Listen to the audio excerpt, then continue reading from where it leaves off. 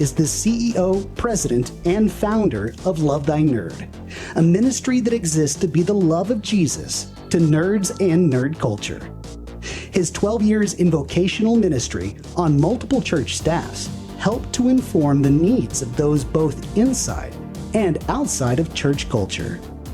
Having been a nerd culture missionary since 2012, Bubba seeks to connect those with the common mission of making a difference in nerd culture for the cause of Christ. Please welcome Bubba Stallcup to the Nerd Culture Ministry Summit. Hey, my name is Bubba Stallcup. I'm the CEO, president, and founder of this tiny organization called Love Thy Nerd that has a really simple mission statement, and that is to be the love of Jesus to nerds and nerd culture. And it is specifically vague. We do that on purpose so that we can move in ways that God calls us to move in the areas that He has called us to move in. And so over the next couple of minutes here, we're going to be talking a little bit how we do that, how the pandemic, how COVID changed a lot of stuff for us. We were in a space that we had no business being in, but we found ourselves in every single day. And we were able to share that with different people all over the world. We're going to talk about a project called Developing Digital Disciples that we partnered with Satellite Gaming in the Pacific Northwest, Jamie Harris and his crew out there, and also UYWI, Urban Youth Workers Institute. And you've heard a lot over the last couple of talks about a little thing called the pandemic that happened around 2020. My personal story is that I became a full-time nerd culture missionary just mere months before the whole pandemic hit. And so that meant that I was leaving my job here at this church. You guys are at my church right now. This is where I served for 8.5 years, okay? I was technology director here for all of that time. And so I was leaving the security of a paycheck. I was leaving the security of, benefits and, all sorts of good stuff that come with jobs, because God had called me to do something else, something a little bit more radical, something that was a little bit more in my wheelhouse, maybe. Not that I'm not good at those other things, but when God calls us to do something, we have to move in that direction. So in October of 2019, that's when I decided that this was going to be the best time to move on. And I did, and it became the most difficult thing that I'd ever done. It was actually pretty good for the first couple of months, and then about February, March rolled around, and then it was completely different. I was actually at a convention in, where was it? Where's the Pepperdine? Reno. No, I wasn't in Austin. No, I was in Reno, which I don't recommend. It's just a weird place to be. But I was in Reno at a Gamma fair for board games and like industry stuff. And I remember people from Poland being there and that had flown in from across the pond, and they're like, we have to leave right now. And some of them left just in time to get home and be like quarantined away from their families for 4 weeks at that point, because it was just getting started. Nobody knew it was happening. So it was this weird time where we were having to learn new things. Like the entire world was having to learn completely new systems on how to love and just even interact with people in their space and outside of their space. And working in church, it was absolutely no different. How many of you worked in church through the pandemic? Yeah? Just about everybody. Sorry. I am so sorry for that. That was a rough time because the only thing the church had known up until that point was in-person stuff. And it was pushed big time. You got to be here. You got to be in the building. If you're not in the building, it doesn't count. And sometimes it actually didn't actually count. They wouldn't count you as attended if you were joining online or anything like that.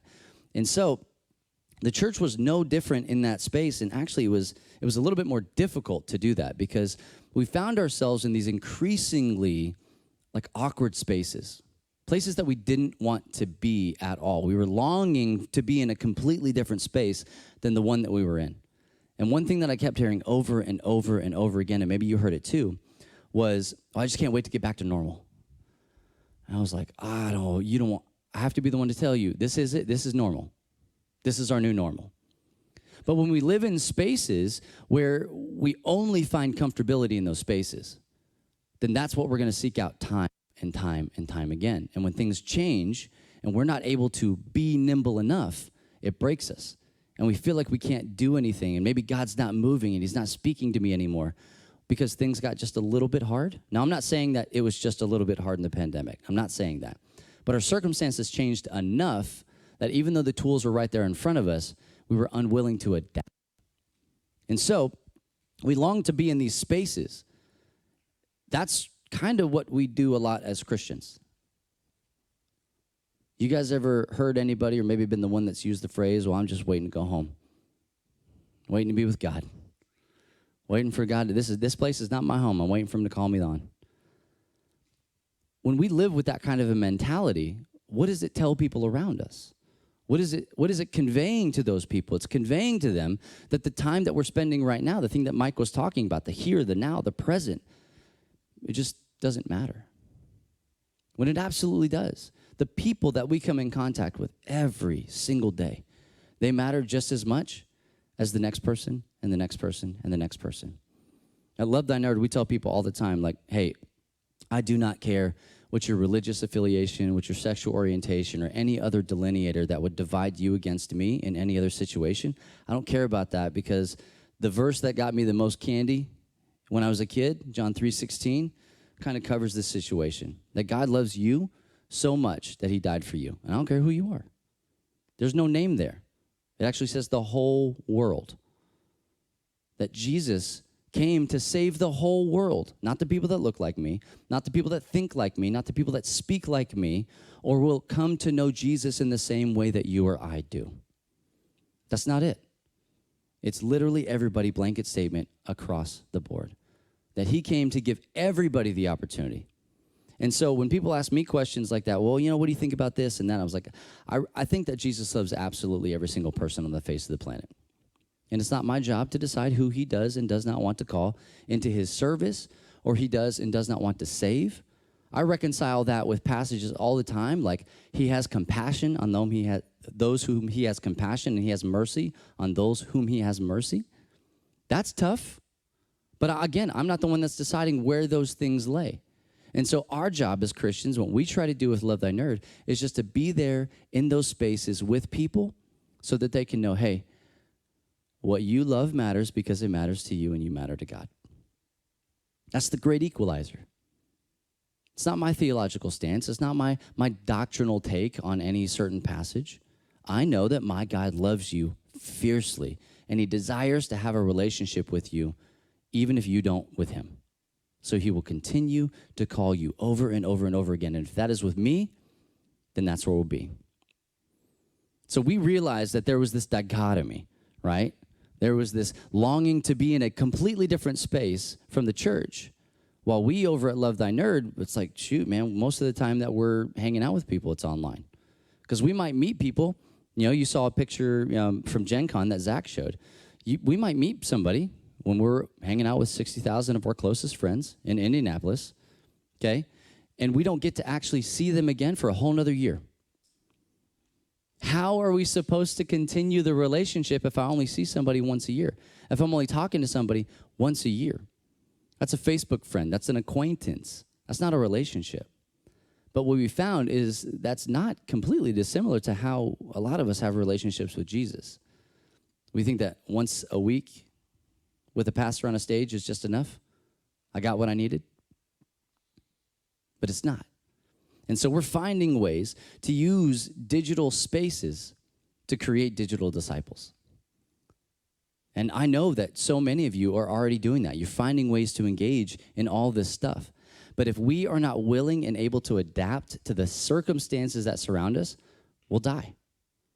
Take Zoom for an example. How many of you knew Zoom existed before the pandemic?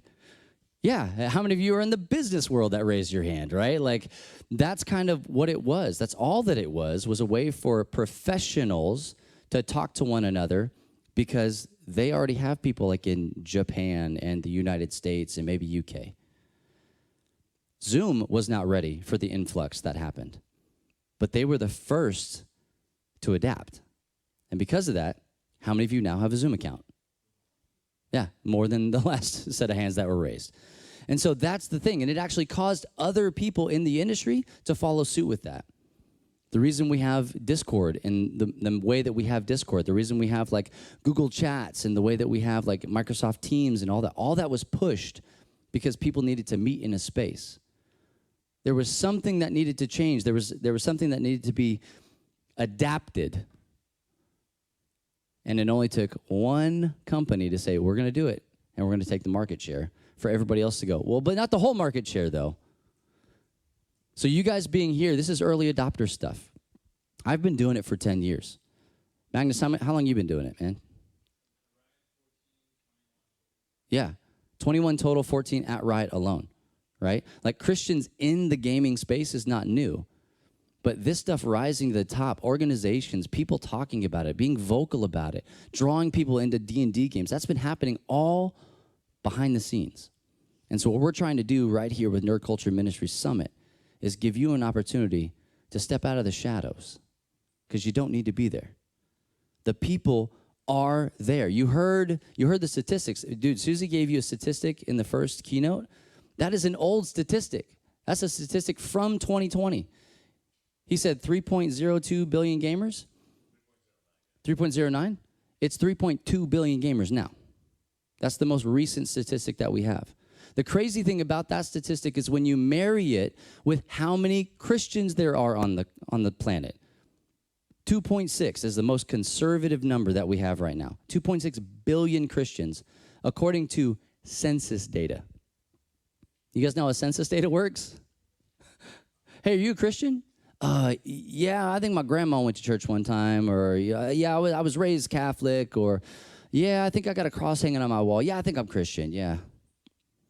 The way that they get the number of gamers is by stuff that Wes understands, and I don't. Unique logins, data that has no agenda, stuff like that. And that's just video gamers. It's not even logging anything else. It's just logging the hard data of when you click sign in or download. So you've got this massive dichotomy that says, hey, the people absolutely are sitting in your pews, Mr. and Miss Pastor, Miss Deacon, whatever. They're in your congregation. Why would you not go after them? It almost seems irresponsible to not, right? But having been in the church, I know that the last thing that we need, the last thing that pastors need is for somebody to go, hey, you should start this ministry. Yeah. Has that worked for a whole lot of people? I kid you not, man. We've had some pretty crazy stuff. We've had people that have come into this church. I've got somebody from our staff sitting over there, so maybe he'll laugh about this, that would come in and go, hey, we need to start a handbag ministry. What does that mean? I don't even know what to do with that. But we did it, and it doesn't exist anymore because there was no sustainability in it. And so the thought process is, what can we do to help equip other people? What can we do to equip you? What can Love Thy Nerd, what can Nerd Culture Ministry Summit and Lux Digital Church do together that we could not do apart to help empower and encourage you all to go and be effective and love the nerds better in your space than you did before you came? So this is something that we, like I said, developed with UYWI. And I promise we're going to get into it. And it's actually pretty simple. Hence the preamble, hence all of that stuff. It is not difficult, and it breaks down into 4 easy things that you can do. And the very first thing is to find affinity. You guys know what affinity means? Affinity is, what's the thing they like? What's the thing that draws them out? What's the thing that people naturally gravitate to without you having to poke them and push them into a corner? They're always going to want to do that. Mark told you, for him, it's D&D. Strip everything else away, it's D&D.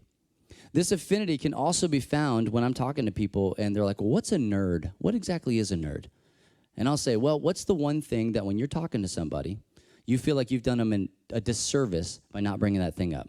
Like you've left a cavity in the conversation by not talking about that thing. That's the affinity. It could be D&D. It could be video games. It could be board games. It could be fantasy football. It could be soccer. It could be whatever's the newest thing on Netflix, or it could be farming equipment. I don't know. Whatever the thing is, this is where we have to start. Because what this means that we are going to do the hard work. Remember I said we're going to do some hard work. The hard work is that I'm going to do the research necessary to build a relationship with somebody. We tend to think as Christians, I think Mike said this earlier, we tend to think as Christians that people will just be so glad that we showed up. Aren't you glad I'm here? Man, you're so lucky I showed up today. Man, you're going to get saved. It's going to be great. Everything's going to be fantastic. We want to go from 1 to 100 in a single conversation. And I'll tell you right now, that just never happens. You never go from 1 to 100. If you have that conversation where you feel like that's happened, I promise you that there is just years of work that has been done before that. There are other people who have loved that person well, who have ministered to that person, that God has used to touch that person's heart and life. It ain't you doing all of that. But we want that, right? And I think that we're taught that from a church perspective, from a larger ministry perspective, that our goal is to go out there and to yell at somebody until they accept Jesus. Are we just trying to get a number up? Are we trying to raise the decimal points a little bit? Like, is that what we're doing? Or are we actually trying to create disciples? Are we trying to find people that are going to move into relationship with Jesus and become disciples themselves, that then disciple others and disciple others? It's already been said. The church is one generation away from being extinct. Always. Always.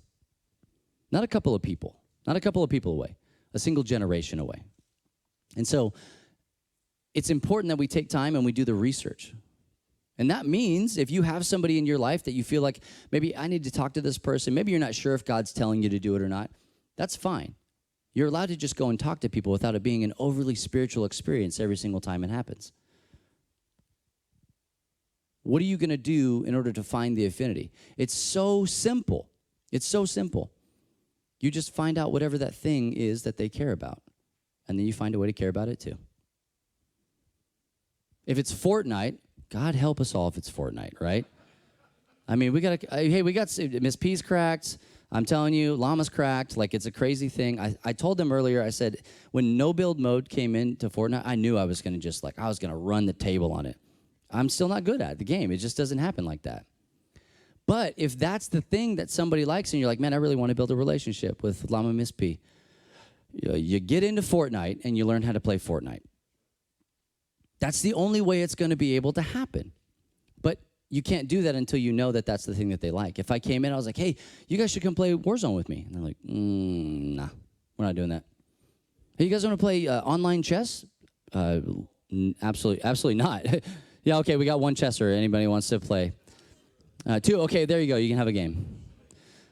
But, I mean, if you're trying to come at somebody from your angle, it's like trying to meet somebody's need with your love language instead of theirs, right? It never clicks. It's awkward. It doesn't fit. It's not right. And so finding the things that people actually care about is really all that you should do. And you can do that by eavesdropping. If you're an introvert, I see you. I see those lowered hands. I got you. If you're an introvert, you can just listen. People have no problem talking about the things that they love and care about. No problem. A person's favorite subject is themselves. 100% it is. Just get us talking about the thing that we love or what we're doing. When somebody asks me about LTN, I'm just like, how much time you got? Like, what are we doing here? Are you trying to go to the bathroom right now? Or like, we're going to go to lunch? Because I will talk so much about LTN because it is important to me. It's a passion of mine, and it's the thing that God has called me to do. When you can find that thing for somebody else, you will get them talking about themselves, and they will now know that you care about them. Because every time you talk, you're not just talking about yourself. When you find that thing, here's a thing that you can actually do. When you find out what that thing is and you still don't know, let's say it is Fortnite, and you just don't understand it. What does it mean? I had somebody ask me, what does it mean to be cracked at Fortnite?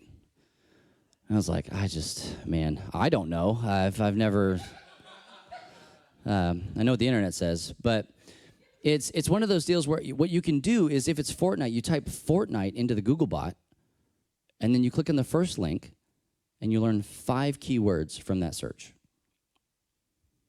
And then you use each one of those words in a different sentence when you talk to somebody about that thing. Hey, what do you think about season 1 coming back? I don't know what that means, but it doesn't matter. You are now a curious learner. A curious learner with intentionality. You're not saying, what's that dumb game you play? when you shoot the little piñata thing? And they're like, oh, this person does not care at all about what I'm about to say to them. But if you ask them about, hey, what do you think about season 1 coming back? Did you like it when it didn't have no build in it? Like, they'll do the rest. They don't even need you at that point. You're a sounding board. But it has told that person that you absolutely care about them. There's a great philosopher. His name is Michael Scott. And he once said this. He said, adapt, react. Readapt, apt. Right? Yeah, that's deep. Andy gets it. I cannot tell you how many times I've watched The Office. 8 times all the way through. And so that sounded like a brag in my head. It just did not come out that way. That was way different. I've heard that at least 8 times, and I guarantee I've heard it a lot more. And every time I was like, that's so silly, whatever. And I was thinking about it this morning, and I was like, oh no. That was one of those times where like Michael Scott sounded like an idiot, but knew exactly what he was saying. So think about that. Adapt. Change what you normally would do. React. Based on the thing that you have just learned, now you're doing something. If that doesn't work, readapt. And once you figure it out, you are now apt. Apt in what? Apt in being nimble? Apt in jumping around? Yeah. Doesn't mean you're the best at anything. Doesn't mean that you're above and beyond the people around you. It just means that when things are happening, you can step into those situations and go, hey, if another pandemic hits, I'm ready.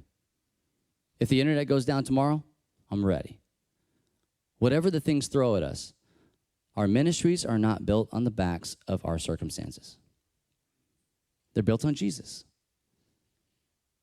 And you'll find out if that is true for your ministry when that thing happens. But my hope and my prayer is that you guys can find the affinities for people in your life to be able to adapt to whatever is happening in theirs.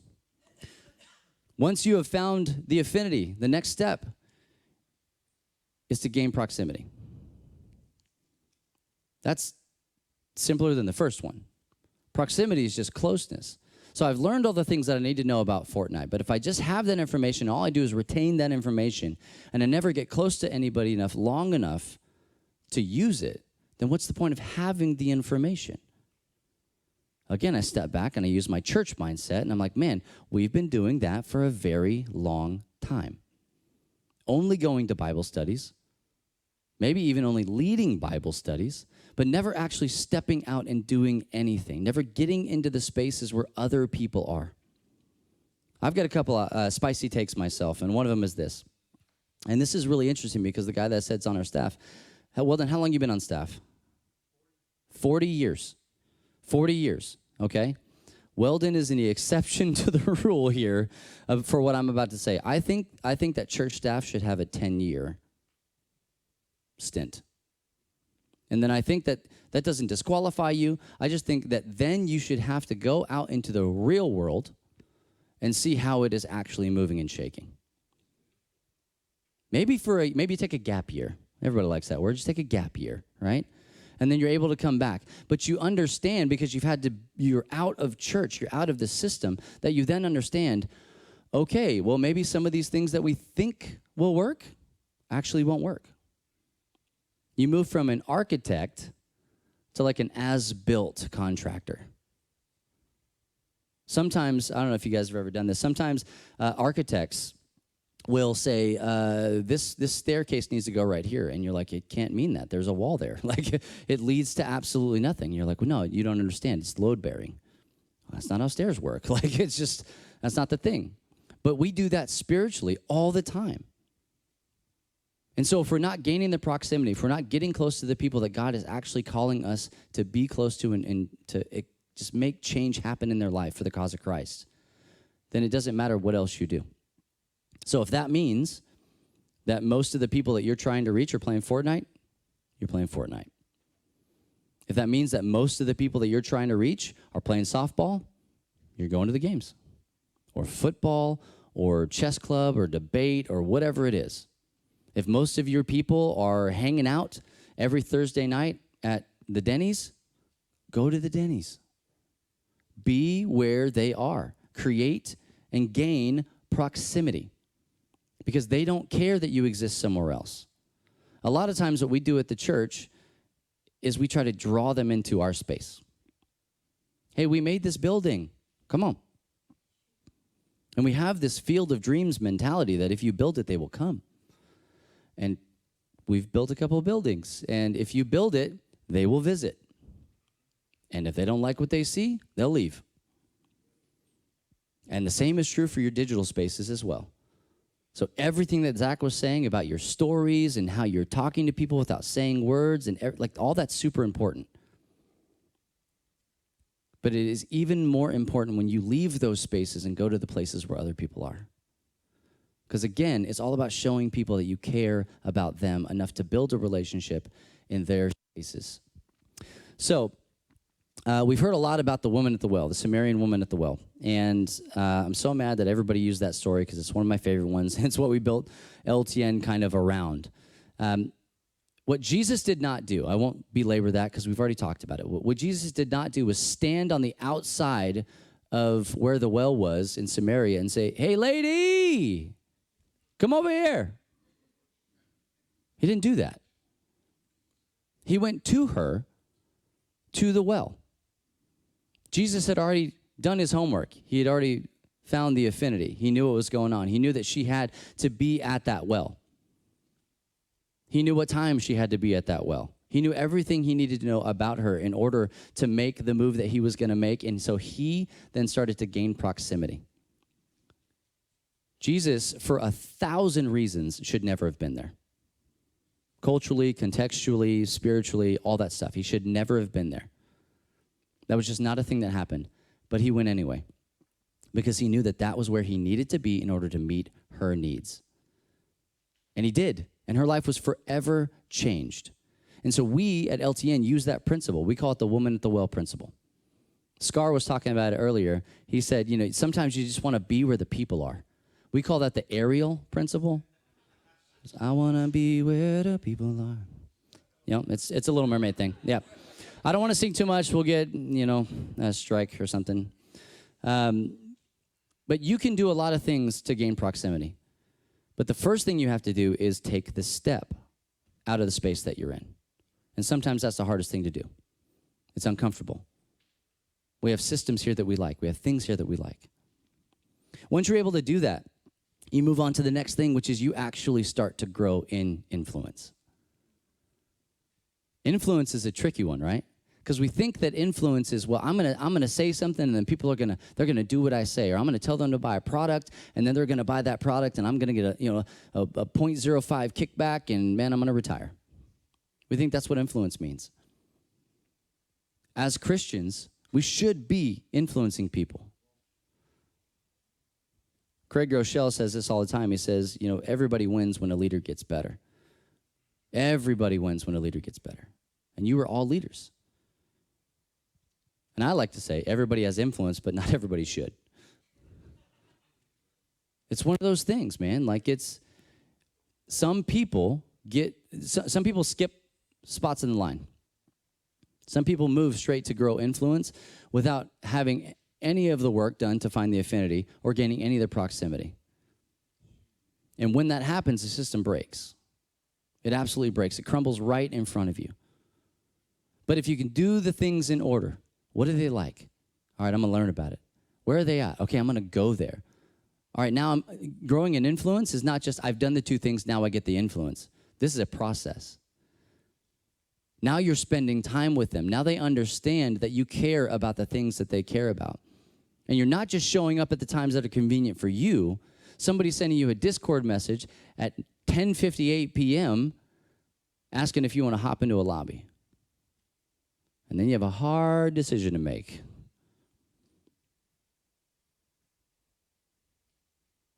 And then you log in. And if you've ever done that, if that's ever been your scenario, your situation, you know that logging in at that almost 11 o'clock hour when you're trying to go to bed, Those are some of the best conversations, the sweetest times that you'll ever have with another human being, because they're tired, you're tired, and when that happens, guards are down. And you can be real, and people are people. It's not about convenience. Again, we talked about comfortability at the top of this. It's not what it's about. It's about finding ways to love people in the spaces where they are. And when you do that, it unlocks this magical box that is, the lock on that is that people are just not going to care at all about the things you have to say until they know that you care about them. And once you can show that, and you're not lying about it, you're not like, it's not a front. They can actually see, wow, this person cares about me. This person has asked me every week for the last 8 weeks how I'm doing. And they actually care how I'm doing. If you ask somebody how they're doing and they say fine, you should say, how you really doing? And watch them. Watch them squirm a little bit, like, oh, what do you mean? Like, I could have just said nothing. Like that, it actually does more harm for me to ask you how you're doing and not to care. So if you do care about the people that you're spending time with, do the work, and you will gain the influence. And then people will start to make decisions, maybe not even based on the things that you're telling them to do, but the way that you're living your life and how you are being Jesus in those moments. We do a thing at LTN called, I call it passive discipleship. And this is, if you choose to be around me past our initial interaction, okay? Sometimes you just can't help that. We meet each other, and I apologize, right? But if you choose to be around me for any amount of time past that, and you know who I am and what I do, then you will be passively discipled from that moment on. You will see how I will react based on the wisdom that God has given me and the discernment that I have on how I think Jesus would or would not act in every situation. That's all well and fine. But what really pushes that line is when I mess up. When I say something I shouldn't have said to somebody. When I'm, angry to my kids. When I brush my wife off. When I say something off color, whatever it is. And in those moments, people go, oh, man, Bubba, I thought you were different. You got two options in that moment. You can go, well, I'm tired. Had a long week. Or you could say, you know what? You're right. You're right. Because relationships and influence are a two-way street. They have to be. If they're not, they don't work at all. But again, if I step back into church, a lot of us have that kind of a relationship with Jesus too, where we don't let him influence us. We just get to talk to him. He doesn't get to talk to us. We say amen so quick that we don't even get a chance to listen to what he might be saying to us. So our relationship with Jesus reflects all of this. And you can put Jesus in every single one of these spaces. Are you finding the things that God cares about? Are you spending time in his word and with his people? Are you getting closer to God? Are you spending time with his people, maybe inside a church, maybe outside a church, on mission? Are you growing in influence? Are you letting God speak to you and move your heart in ways that you never, ever, ever would have thought that it could? And the last one, if you've done all of those things, is you leave a legacy. This is discipleship. This is, it doesn't end with me. When we restructured Love Thy Nerd about 1.5 years ago now, we said that if we want an LTN that lasts beyond us, we have to have an LTN that's not about us. It's so easy in our world, digitally, to be the face, to be the voice, to be the everything. What's really hard is stepping back and giving somebody else the limelight. What's really hard is stepping back and saying, hey, I see this in you, and I think that God's moving in a special way. What's really hard is saying, hey, I see that design flaw. This is me speaking personally. I see that design flaw in something, but I asked you to do that, and so I want to honor that. You leave a legacy of discipleship as you go through this process. But what happens is, like I said, we want to skip all those steps and go to the one that we like the best. If I were to tell you about my wife, who is just the greatest person who's ever lived, okay, Jesus notwithstanding. If I were to tell you about my wife, I could tell you all the greatest things about my wife. And I love her fiercely, and she's great, and she's just the best. She makes the most amazing pumpkin whoopie pies. Like, it's fantastic, right? If at the end of that conversation, you don't also love my wife the same way that I do, should I be mad about that? Should I be mad about that? No, the answer is no. I shouldn't be mad about that. Geez, you guys didn't know. Maybe I should. I don't know. No, you shouldn't. Nobody should be mad about that. But that's how we treat relationships with Jesus, with the people out in the world. Well, I stood here and I talked to you and I gave you this little piece of paper. What are you waiting on? And it's like they have none of the experiences that you have. Not a single one. Give them time. Love people well. Find out the things that they care about. Get close to them. Let them speak to you. Speak to them. Share burdens together. And then leave a legacy. Even if it's not with that person, we practice a thing called splash damage because we're nerds. Okay? So if I'm focusing on one person and I'm doing all this stuff with one person, we've seen this work already. If I'm focusing on one person, that person may never come to know Jesus in the way that I do, but we've already seen the people around that person come up and say, hey, thank you for pouring into that person. Now my life is different. We're always concerned about the wrong results. But this almost sounds like it didn't have anything to do with digital disciples because it's principle-based. We were able to take things that we knew were tried and true, that we had seen be effective over time in this space and in other areas of ministry and say, you know what? It works online too. All you need is a way to gain the proximity online. You got a Discord? You got a Twitch channel? You stream on YouTube? At that time it was Facebook. Oh, woof.